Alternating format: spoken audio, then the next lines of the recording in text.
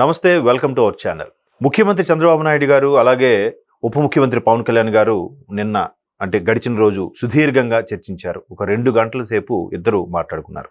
So మాట్లాడుకున్నప్పుడు అందరి దృష్టి ఏముందంటే, ఓకే, ఇంకా మళ్ళీ వైసీపీ వాళ్ళు ఏమన్నా చెక్ పెట్టడానికి ఇంకెన్ని అరెస్టులు ఉన్నాయి, రెడ్ బుక్ రాజ్యాంగం మీద డిస్కస్ చేశారు, ఎవరు లోపల తోయాలి, ఇది మాట్లాడనే లేదు.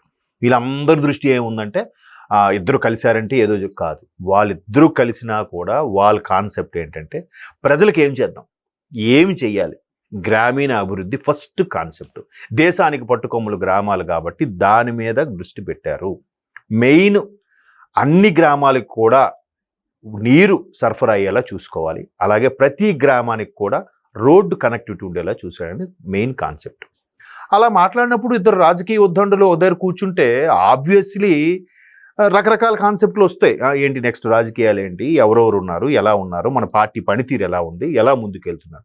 ఖచ్చితంగా పార్టీ పనితీరులో చంద్రబాబు నాయుడు గారు ఈ ఏజ్లో కూడా రోజుకి 16 నుంచి 18 గంటలు కష్టపడటం, ప్రతి అంశం మీద పవన్ కళ్యాణ్ గారు దృష్టి పెట్టి ఒక పార్టీ అధ్యక్షుడిగా ఉంటూ, ఇంకోవైపు ఉప ముఖ్యమంత్రిగా ఉంటూ ఆయన కూడా పోటీగా ఉండడం, మరోవైపు ఎక్కువగా అందరి నోళ్ళలో నానుతూ అటు సీనియర్స్కి జూనియర్స్కి మధ్యవర్తిగా ఉంటూ, పార్టీలో ఒక కార్యకర్తగా వింటూ, ప్రజల్లో ఒక అభిమాన నాయకుడిగా ఉంటూ మంత్రిగా కొనసాగుతున్న లోకేష్ గారి అంశం కూడా మాట్లాడుకున్నారు.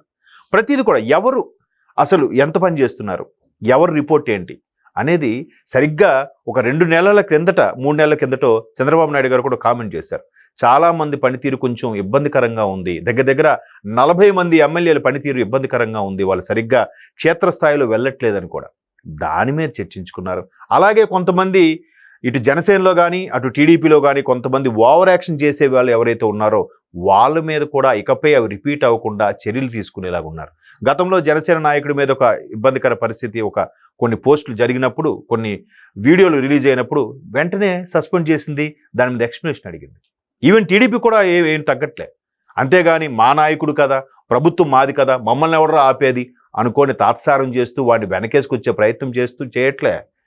నిన్న టీటీడీ చైర్మన్ గారి వ్యవహారం ఏదో చిన్న వీడియో వచ్చిందని రాద్ధాంతం చేస్తున్నారే, మరి అప్పుడు ఒక మాజీ ఎంపీ, ప్రస్తుతం మాజీ ఎంపీ, ఆయన పెద్ద పెద్ద వీడియోలే వచ్చేసాయి, ఏదో మలయాళం సినిమాల్లాగా వచ్చాయిగా, మరి దాని మీద ఎవరు చర్యలు తీసుకోలేదు, ఎక్స్ప్లెనేషన్ అడగలేదు, ఏమీ లేదు.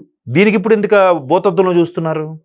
సో వీటన్నిటి మీద కూడా ముఖ్యమంత్రి గారు ఉప ముఖ్యమంత్రి గారు ప్రధానంగా అభివృద్ధి, గ్రామాల మీద దృష్టి, రెండోది పార్టీలో ఉండే ఇట్లాంటి ఇబ్బందికర పరిస్థితులపై చెక్ పెట్టాలి, వాళ్ళకు ఒక కాషన్ ఇవ్వాలి, ఒక డోస్ ఇవ్వాలి, అప్పటికి సర్దుకోకపోతే ఇంకా ఉద్వాసనే అనే స్థాయిలో చర్చించుకున్నారట. అది ఉప ముఖ్యమంత్రి ముఖ్యమంత్రి గారి యొక్క ప్రధాన సంభాషణలో భాగం. ఎస్.